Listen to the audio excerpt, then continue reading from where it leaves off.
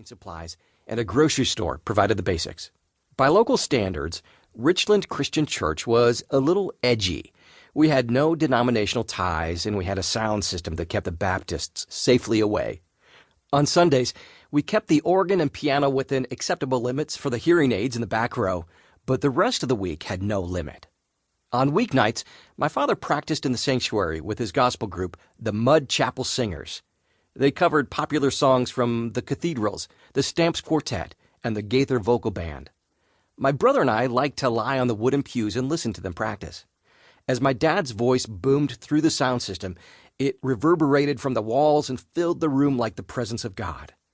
I sang along at times, my voice sounding small in comparison, and I wondered if one day it might sound as big as his. David, my older brother by almost 2 years, learned to play the piano and became a really good musician. Since I couldn't compete with him on piano, I learned to play the drums. When he started singing on stage on Sunday mornings, I sometimes sang backup. One day, while no one else was at church and our dad was preparing a sermon in his office, my brother was playing on the sound system in the sanctuary. I rushed to finish my job of mowing the church lawn while Russ Taff and the Imperials blasted through the speakers, cranked up much higher than usual. The power was electric. My brother hooked up a couple of microphones, and we took turns singing harmonies and riffs with Russ when a high and powerful vocal came up.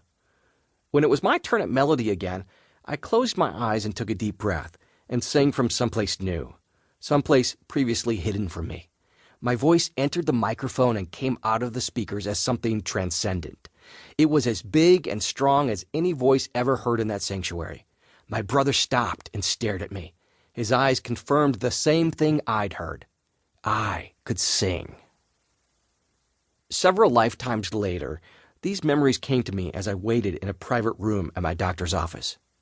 The chairs in the waiting room were lined up straight and reminded me of those church pews from long ago. They faced a beige wall with enough space between them that patients could avoid looking at each other. Dark wooden arms and legs met at right angles to support seat and back cushions covered in neutral tones that contrasted only slightly with the carpet.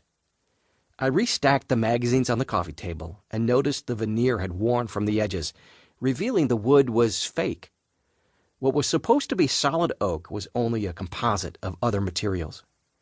Gold records of musicians who were also patients hung horizontally across the walls, including one from my band, Adrenaline. Carrie, my wife, had directed the photo shoot for the album Bloom, and we'd done the CD insert art together. It was the best thing we'd ever created as a couple. Bloom had released around the same time I'd become a patient. The biggest accomplishment of my life at that time. It signified the transition from a struggling rock band to one who had made it. Several gold record plaques were given away as gifts to those who had been a part of helping us achieve it. One hung proudly in our record label's entryway. Another hung in my dad's church office. This is the one I saw most often. I waited for a nurse to call me to the exam room. When the door opened, it was the doctor. He smiled and casually called me back. I walked down halls crammed with standing scales, medical equipment, and floor-to-ceiling files to the exam room and hopped on the exam bench, the disposable white paper crunching under my weight. The doctor grabbed his stethoscope and warmed it between his hands. He and I had met through mutual friends in the music industry, and he often came to our local shows. We shared a love of both music and the Kentucky Wildcats. During college, he had been a radio personality, and now his soothing voice filled the room with a classic Southern baritone. "How's your voice working?" I tried to speak. Nothing came out. He alternated the stethoscope between my neck and chest and back. I appreciated that he'd warmed it first. I tried again. Thoughts traveled from my head to my larynx and were met with wind from my lungs. The wind passed through my vocal cords, and my lips made the shapes of consonants and vowels, but the words came out as thin as secrets whispered into a storm. Scratchy. Pale. "I've got a show tomorrow night." I leaned in so he could hear me. "We're playing at the arena, at the Dove Awards. We're nominated for Song and Album of the Year." I'd started seeing him a couple of years after our band played a show in Nashville. That night, while on stage, my voice had completely cut out. It sounded like somebody had turned off the microphone in the middle of the song. I remember stepping back and then trying to sing again. Nothing came out. My voice was paralyzed. I couldn't finish the